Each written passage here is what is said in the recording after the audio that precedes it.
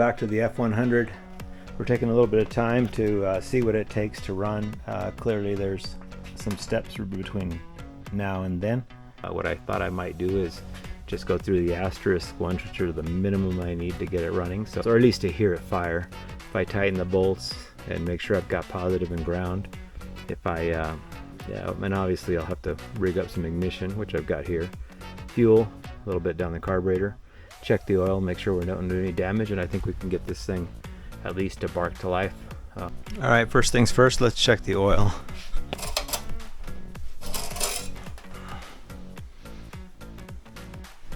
And it looks like that's up to where it starts to curl, so it looks like if we look at that, it's a little bit over safe, so it's a little bit overfilled. I think that's okay.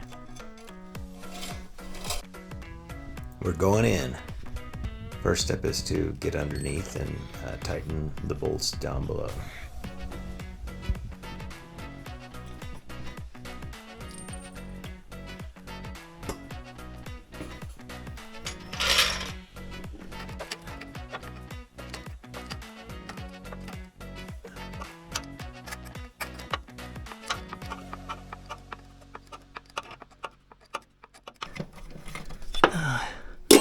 Some things down so I can use both hands.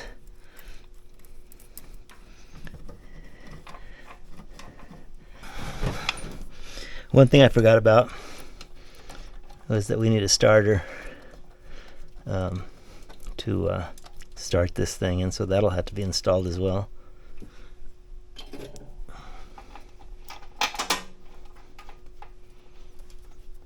These are going in.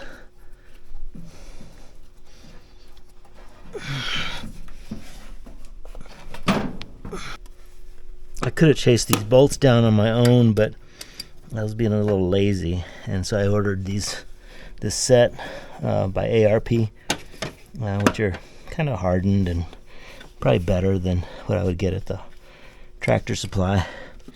But the only thing is they're 12-point heads, which is really, I mean, there's plenty of 12-point sockets around, but I do like 6-point.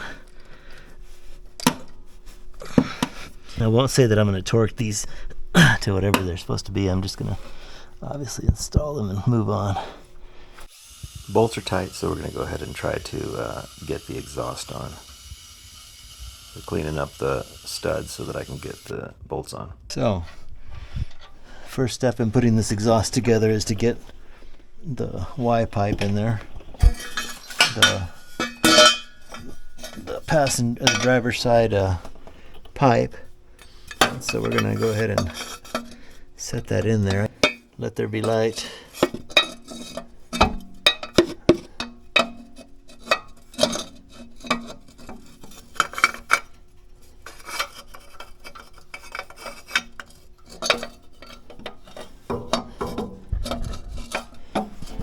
that going to work? It should go in like this, just like that.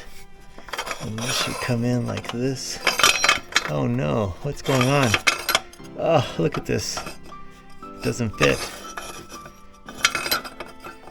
What is going on? No, it doesn't fit. Ah, that sucks.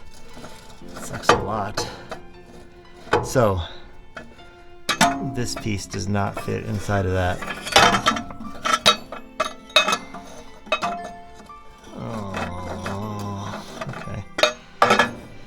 And that's how you learn. Okay, so I guess this probably doesn't fit either. No, it's too big. So we have a very small port on the manifold. So then that means that these have to come off, because I'm not gonna spend a bunch of money finding the match to mate a single exhaust to this engine.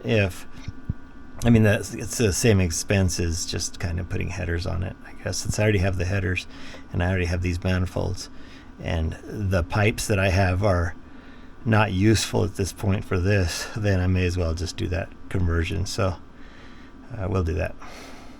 The headers I have are for a 66 to 77 Ford Bronco, and I'm not sure if that's going to be the same as the truck, so I've got to get this Z-bar in.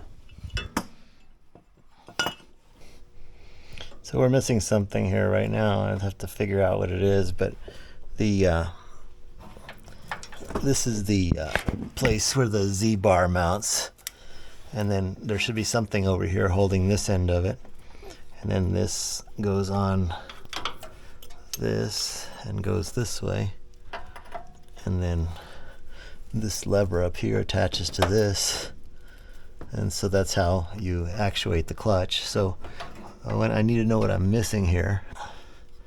And then the reason I'm looking at this is because headers are going to have to come down through here, and I want to make sure that they fit, because if this is in the way and I've got headers trying to occupy the same space, it's going to have to go below it or above it. Okay, this is not good.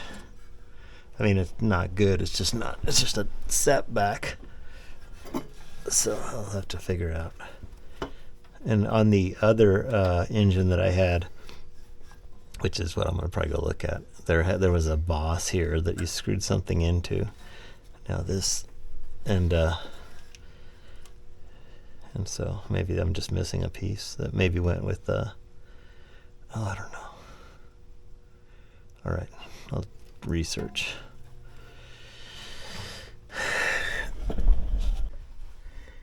For the handful of you who watched my last video on the engine when I was trying to identify it, as I found that I don't have a boss for this pivot for this clutch, I found the engine number. It's hidden down here, and it looks like it's E7TECA, and so I will look that up and see what this most likely came in, but that would be an 87. So sometime in the 70s, Ford quit using mechanical linkage for their clutches. They went to cables or hydraulic, and so as a result, the blocks do not have a boss anymore. And so I'm gonna have to find a solution. Okay, so for ignition, what I'm thinking about doing is I've got this we'll call DuraSpark distributor, I believe it, with an ignition module, and so that's the connection for it there. Is to use a General Motors ECM or electronic control module, and to wire it to this. And so I've got some instructions for doing that. Now this generates a lot of heat, and it being in the engine bay, it'll get really hot and then have premature failure. And so I ordered this. So I got this for I think $20 maybe, and then I bought a heat sink. And so what I can do is my intent is to mount this to this paste on here that will pull the heat away from this and then disperse it through these fins.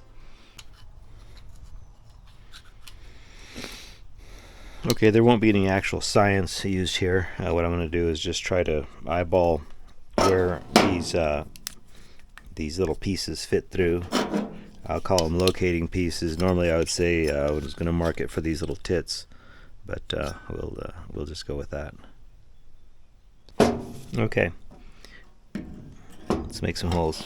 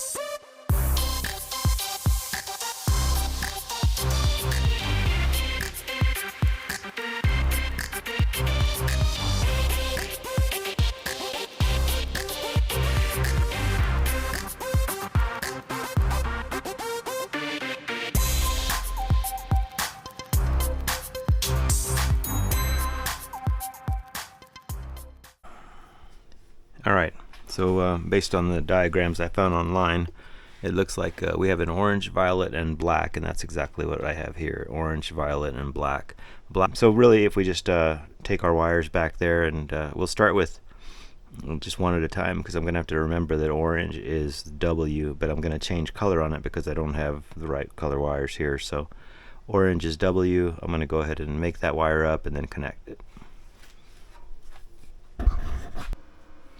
Well, I ran out of connectors for finishing this, so I'm going to have to go get some more. But being the impatient person that I am, I went ahead and wired up the one of these is the positive for the coil, and the other is the negative for the coil. And the positive for the coil also comes from the battery to the coil to the module over there.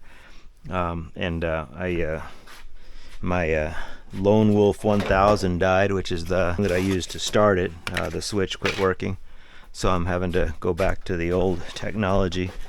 But I've got a spark plug in here, hoping it doesn't shoot me. And let's look at that. Let's see. I don't know. I heard it. Yep, it looks like it's sparking.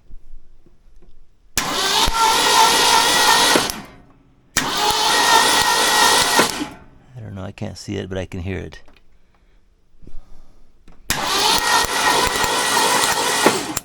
Yep.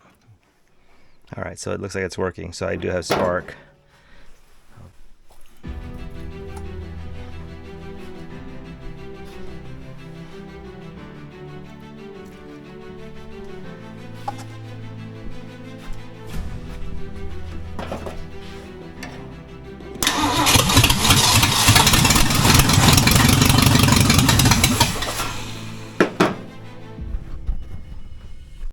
Clearly you can see that old Ford truck ownership, it can be a series of ups and downs, but we are making progress, and we are learning things as we go.